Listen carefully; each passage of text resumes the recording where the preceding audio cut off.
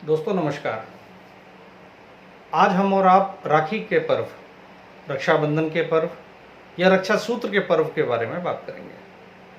राखी basically रक्षिका शब्द का अपभ्रंश है, तो पर्व रक्षिका है, या ये कहें कि रक्षा सूत्र बांधने का पर्व रक्षिका है या राखी है।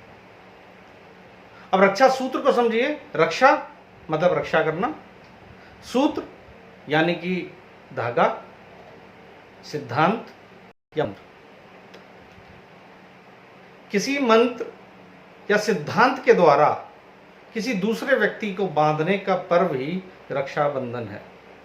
या इसमें एक रक्षित है और दूसरा रक्षक है। या रक्षा का भाव लेकर के वो व्यक्ति सामने वाले को धागा बांध रहा है, या आप यूं कहें कि उन मंत्रों से, जो वैदिक मंत्र हैं, उनसे वो बांध रहा है सामने वाले व्यक्ति को। वो व्यक्ति कोई भी हो सकता है। एक भ्रांति और है इस पर्व के अंदर कि ये पर्व जो है भाई बहन का पर्व है। इसके बारे में कुछ मैं टिप्पणी करना चाहूंगा।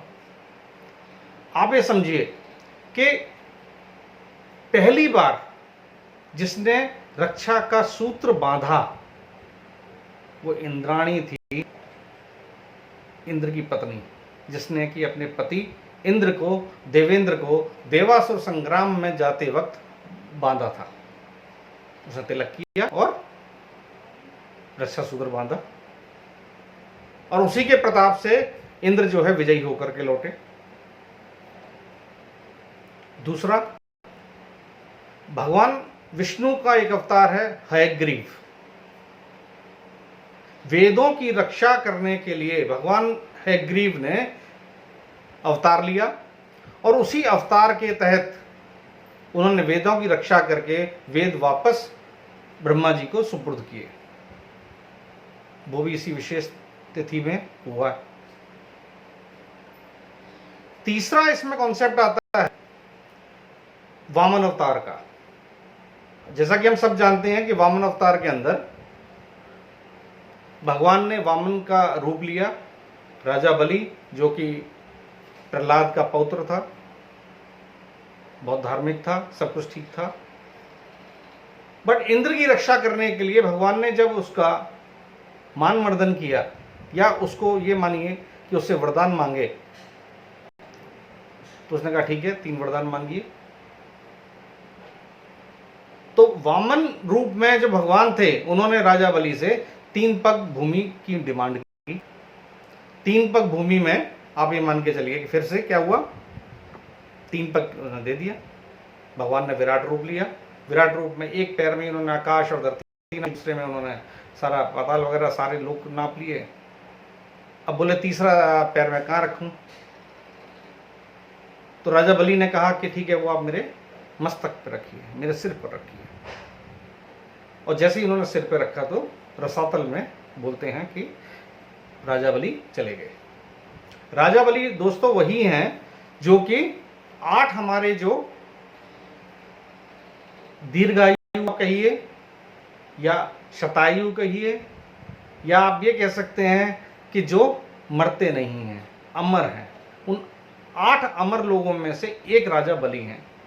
तो राजा बलि जब रसातल में चले गए तो उन्होंने ईश्वर से प्रार्थना की। वामन के रूप में आए भगवान विष्णु को पहचान कर उन्होंने एक प्रार्थना की कि देव, हे देव, आप जो है मेरे पास, मेरे साथ चलिए। रक्षा सूत्र में बांध करके भगवान को ले गए। अब भगवान चले गए रसातल में राजा बलि के पास। यहाँ लक्ष्मी जी परेशान हुई। लक्ष्मी जी गुरु बृहस्पति के पास गई। बृहस्पति ने उनको एक सुझाव दिया कि आप रक्षा सूत्र के द्वारा राजा बलि को बंधन में लाइए और अपने पति को छुड़वा कर ले आइए वहां से। तो कहते हैं कि लक्ष्मी जी राजा बलि के पास गई हैं, और राजा बलि के पास जाकर के उन्होंने उनको रक्षा सूत्र में बांधा है और उनसे प्रार्थना की है कि आप मेरे पति को मेरे साथ भेज दें। दोस्तों इसमें एक विशेष बात है, वो ले तो गए, राजा बलि ने खुशी खुशी उनको अपने पति को ले जाने दिया, लेकिन उन्होंने ये भी कहा साथ में कि 4 महीने के लिए वर्ष के 12 महीने में से 4 महीने विष्णु भगवान जो है वो मेरे साथ रहेंगे। तो ऐसी भी कथा है कि भगवान विष्णु जो चातुर्मास है, देवसेनी एकादशी से देव उठानी एकादशी तक, इस बीच में रसातल में राजा बलि के साथ रहते हैं। इसलिए बाकी के जो पृथ्वी पे पुण्यकर्म जो हो रहे होते हैं उसमें भगवान विष्णु भाग नहीं ले पाते। दोस्तों, चौथी कहानी आती है महाभारत काल की। महाभारत के अंदर हमको सबको पता है रासु यज्ञ हुआ।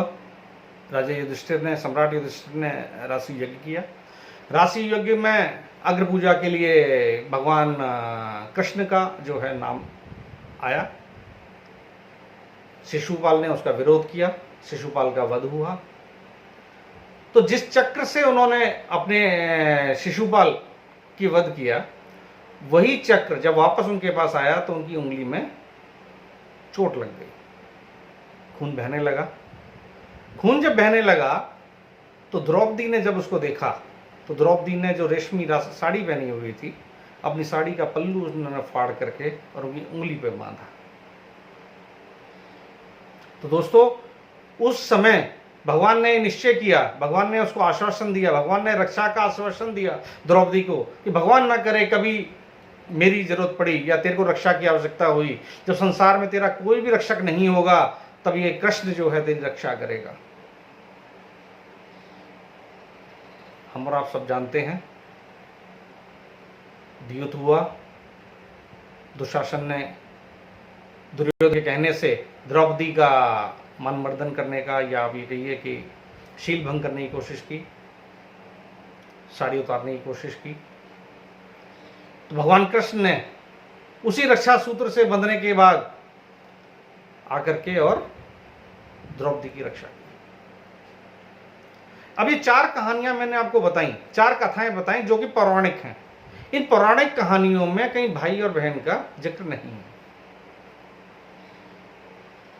पहला इंद्र इंद्राणी, दूसरा हैग्रीव ब्रह्मा जी, तीसरा वामन अपने राजा बलि, लक्ष्मी जी, चौथी कहानी के अंदर द्रौपदी और कृष्ण है। तो दोस्तों, ये भ्रांति हमें दूर होनी चाहिए कि ये केवल बहन भाई का पर्व है। आपने देखा होगा अपने समाज के अंदर कि पुरोहित जो हैं वो अपने यजमान के हाथ में सूत्र बांधते हैं और बोलते हैं ये न बद्धो बलि राजा दानवेंद्रो महाबल, ये मंत्र का उच्चारण करते हैं। इसका मतलब क्या है? इसका मतलब ये है कि पुरोहित भी यजमान को जो बांध रहा है वो रक्षा सूत्र है। वो धर्म की रक्षा के लिए वो रक्षा सूत्र बांधा जा रहा है। पति अपनी पत्नी को बांध सकता है, पत्नी अपनी पति को बांध सकती है, बहन भी अपने भाई को बांध सकती है। धारणा है वृक्षों को भी बांधा जाता है, वृक्षों को भी रक्षा सूत्र से हमारे यहाँ पे मौली से बांधा जाता है। वो भी रक्षाबंधन का पर्व है, हमारे आपके बीच में ही है। जो हमारे बड़े बड़े आयुध हैं उनको भी रक्षा सूत्र से बांधा जाता है कि वो आयुध है आयुध, और प्रार्थना की जाती है आयुध तुम समय आने पर हमारी रक्षा करना। तो दोस्तों, मेरा कहना केवल इतना है कि भ्रांतियों से दूर होकर के हम इस पावन पर्व की मर्यादा को, हम इस पावन पर्व की विशेष बात को समझें।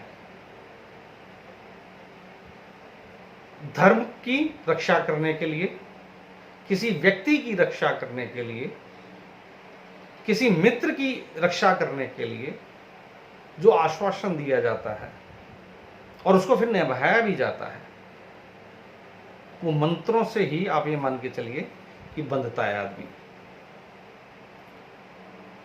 मंत्रों से बंधने के बाद हम उसको रक्षाबंधन का पर्व मान लेते हैं।